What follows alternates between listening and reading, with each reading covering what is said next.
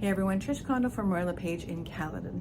When you are planning on selling a home, there are certain things you need to take into consideration. And one of the major things that causes a problem upon closing or after closing is if the seller has not disclosed any defects in the home. Now there are two types of defects. There are latent defects and there are patent defects. Patent defects are things that you don't necessarily have to disclose because they are visible.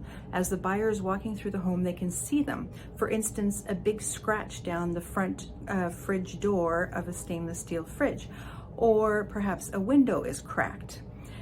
One thing that you cannot do though is you cannot cover it up. Let's say you have a big hole in the wall where you used to have a TV and you haven't patched it up and you decide to put a picture frame over it to hide it. That needs to be disclosed that there is a big hole there, or repair it before you list it. That's the other option. Now the other type of defect is a latent defect, and this is something that you may not even be aware of. So if you're not aware of it, then obviously you cannot disclose it. However, if you are aware of it, it needs to be addressed. It needs to be disclosed to the buyer, especially if it's something that could prevent them from living in the home, or it could be dangerous for them, or it prevents the buyer from using the home in the way they had intended on using it.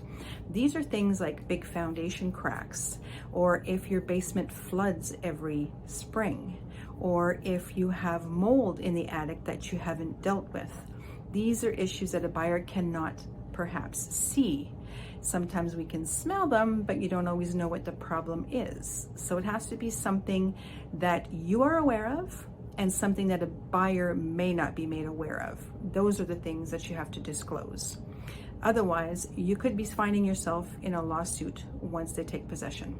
If you have any questions, please feel free to reach out to me. I'm always happy to help. Take care.